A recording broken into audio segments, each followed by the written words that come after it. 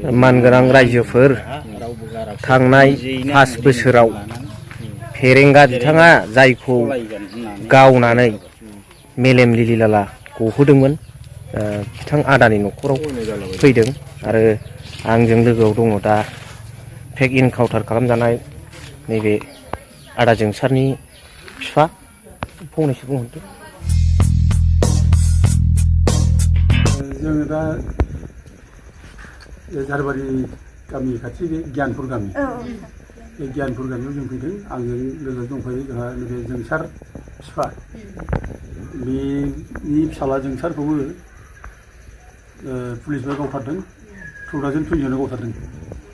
दा बे दंफैयो ओमफ्राय आं दा दंफैयो नैबे गियानपुराव फैनाया जाहैबाय बे नैबे हेमन्त नार्जारिनि बिसि बे अनजुलि नार्जारि दा बिनि फिसाइखौ 2023 17 अक्ट'बराव माने बे फरेस्ट डिपार्टमेन्टनि NGO सार्भिस प्रभाइडार बिनि मानसिफ्रा फुङाव माने फरेस्ट डिपार्टमेन्ट राइफलजों गावदों। दायआथ' जेबो नङामोन, बियो IOI न' मोन्दोंमोन। बे IOI नि न' मोननायखाय बेखौ लुनो थाखाय बे थुख्रासे साइकेलाव दंफां लायदों आरो बे दंफां लायनायावबो बे सार्भिस प्रभाइडारफोरनि पारमिसन लाखादों। पारमिसन लानानै लायनो थांदों, ओमफ्राय लाबोनाय समाव खिन्थु बे ससे लामायाव बेखौ बेंनानै सार्भिस प्रभाइडार मानसिया फरेस्ट डिपार्टमेन्टनि राइफलजोंनो गावदों। एखे खर' थुना गावदों आरोखि। दा खर' थुना गावनाय मानसिया जायगायाव स्पटै जादों, मेलेम बारग'लायनाय एखेबारे खोब दुखुनांथाव। दा हेमन्त नार्जारि अन्थाव बाथाव संसार जाफुनाय बैसोआनो जायाखै 35 बोसोर नङा होमबा? 35 बोसोर। ओमफ्राय हेमन्त नार्जारिया 38 बोसोरमोन। दा बिनि सायाव खुनु एक्सनबो जायाखिसै जेबो। आंबो फैनानै बै समाव खबर लाफैदोंमोन जोङो माबा मोनसे बिनि सायाव माने न्याय मोनसे मोननो हायो नामा होननानै केस होनो मानो जों फैदोंमोन। दा जोङो खोब मोजाङै रायलायदों, मोजाङैनो जों खबर लादों। खिन्थु बै समाव एथ' दुखुनांथाव बे जोंनि गेजेराव पार्टि लालायनानै UPN BPF ओमफ्राय एबसु नन एबसु बेबायदि माने फारागजों माने बेयाव फैब्लानो बाहेरा मानसिफ्रा बिराद दाय जायो आरोखि। दा जेनेबा जोंहाथ' खुनु पार्टिजों खोथा गैया, ना जों UPN ना जों BPF ना जों एबसु ना सोरबा। जों जाथिनि न्यायखौ लानानै जों फैयो, नागिरो आरो जों एसे सहाय होनो हायो खोमा जोंखौ नागिरो। दा खिन्थु जेब्ला जों बेयाव फैयो जोंखौ बे समाव UPN मानसिफोर एबसुनि सेंग्राफ्रा जोंखौ माने फैनायखौ मोजां मोनाखै आरोखि। मानो फैदों बेयाव फैथारा बेबायदि सुखु दुखु जों रायलायनांगौ रायलायथारा बे। ओमफ्राय बे समाव जों केस होनो नागिरब्लाबो हयथ' जों केस होबा जों गुदिनिफ्राय जोबजासिम जों नांगौमोन।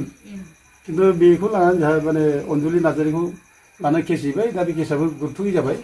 दा केसआ जुदि मोजां जानायमोनब्ला बे केसखौ नाङैमोनब्ला हयथ' कर्टआनो अर्डार होगौमोन जे जिथु अननाय भाबै इलिगेल भाबै गावथारनाय खारो कर्टआनो अर्डार होगौमोन, जाय गावग्राफोरखौ एरेस्ट खालामनो थिनगौमोन आरो जाय गावनो अर्डार होदोंमोन बिसोर पानिशमेन्ट मोनगौमोन।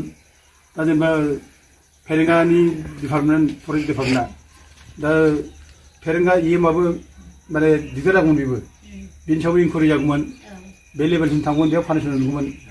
बिदि फरेस्ट अफिसारफ्रा माने पानिशमेन्ट मोनगौमोन। दा उनाव बिसार जायोब्ला हयथ' बिनि नैबे अनजुलिनि जायगानि माबा न्याय बे मोनगौमोन। हयथ' गभर्नमेन्टआव अर्डार होगौमोन साफिसियेन्ट जाहाथे माने एक्ट्रिसिया बेनो हरो आरोखि, थांनानै थानाय राहा खालामनो हायो, साख्रिबो होनाय मानाय बायदिसिना। बे गभर्नमेन्टनि बे कर्टनि अर्डारजोंनो गभर्नमेन्टनो अर्डार माने मोनसे बिथोन होगौमोन आरोखि। दा जों बेखौ सानदोंमोन। दा खिन्थु बेखौ जों फैनो हायाखिसै। दा जों फैब्ला जोंखौ बोराबलायनाय मानाय बायदिसिना खामानि मावनो सुखौ होआखै। दा बेयाव दा खोब खस्थ' जाबाय, दुखु गोनां जाबाय।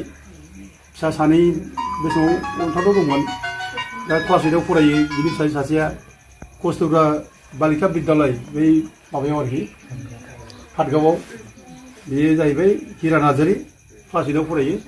ओमफ्राय सासेया माइदांस्रि नार्जारि, बे क्लास 2आव। फै आयै सोनाबार नोंसोर बे माइदांस्रि नार्जारि बेनि फिसाजो उन्दै गथ' नै दासो क्लास 2आव फरायो, बे गामियाव फरायो।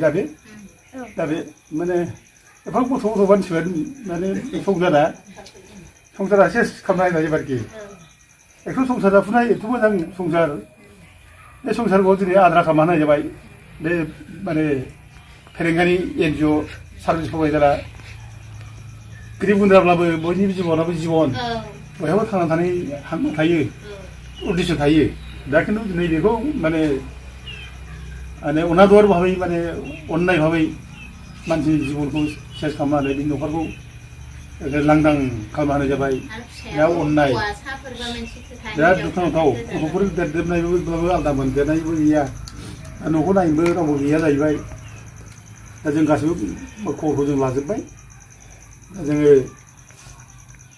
लुबैगोन दानि सरकार हाग्रामा दैदेननाय सरकार जाहाथे सहाय होयो जों बेखौ बुंगोन आरो सहाय होथारनांगोन डेफिनेटलि बेबायदि एखेबारे अननाय भाबै मानसिनि जिबनजों गेलेनाया माने थिग नङा बयनि जिबनाबो जिबन बयहाबो संसार जानो हायो संसार जानांगौ बयनिबो अधिकार थायो बयहाबो अधिकार मोननांगौ ओंखायनो जाहाथे बिसोरनोबो माबा मोनसे बेबस्था खालामना होयो जों बेखौ दानि सरकारखौ जों बुंगोन आरो जों हानायखिनि जोंबो आरोबाव जोंनि थरनिफ्रायबो दा गोजां बोथोर फैबाय बे गोजां बोथोरावबो जों जाहाथे माबा मोनसे जों होफैनो हायो जों बेखौ ज' सावरायलायना जों फैगोन आंजों दिनै गोबां इउटिउबार दं बेयाव बर'नि माने खौरां फोसावग्राफोर आं बिसोरखौ धन्यबाद होयो बिथांमोनजों जोंजों लोगोसे फैफाबाय जोंखौ फैगोन होननानै मिथिनानै आं जोबोद मोजां मोनबाय बेखौ धन्यबाद होबाय दा जों बेफोर दुखु गोनां जाथायफोरखौ जों माने फकास खालामनांगौ जों रायजो राजानि नोजोराव जों लाबोनांगौ बेखौ दोनखोमानो नाङा जोङो बयबो मिथिथों दा बे आं ओंखायनो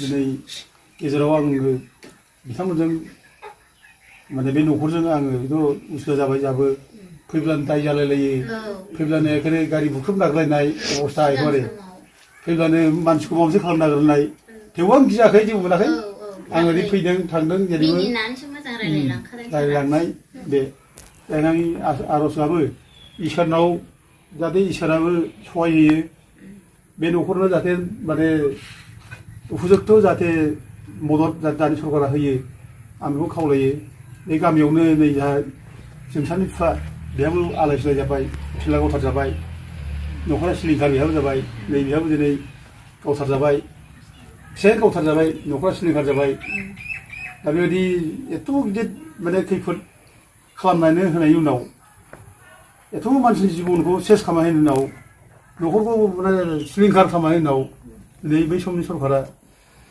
फेरेंगामोनहा खोब दुखुनांथावै माने बुंलानानै लादों एखेबारे सान्थि होबाय गोजोन होबाय होनलाय बेफोर जिनिसा अफमान खालामनाय जायो आरोखि बे न'खरखौ लैया फोनांनाय जायो आरोखि जाय मानसिफ्रा सानफ्रामबो माने जिखारजों दिन थांनो गोनां जादों न'खराव जेराव माने सानफ्रामबो फिसाय गैयियाव माने लांदां जेराव अनुभब खालामो फिसाय गैयि न'खराव जेराव माने जेबो गैयै लांदां बे अनुभब खालामनाय समावबो जे दिनै बे बुथारग्रा मानसियानो जुदि सान्थि होबाय गोजोन होबाय होननानै रंजानाय जुदि बुङोब्ला बेफोर जिनिसा माने खोब माने गाज्रि मोजां नङा आरोखि दा बेखायनो आं दुखु मोनो बिसोरखौ दा दिनै बेफोरनि थाखायथ' दिनै रायजोफ्रा बेखौ बुजिनानै दिनै निन्दा खालामदों गाज्रि मोनदों बोराबदों खुद्रिदों दा जाय हक जोंनि फैगौ माबाफ्राव जोङो बे न'खरखौ जों एसे नायलांनो हायो आं राजाफोरखौबो जों एसे बुंना होनाय जाबाय जों दायथ' लायोब्ला जों दायथ' लायो आरोखि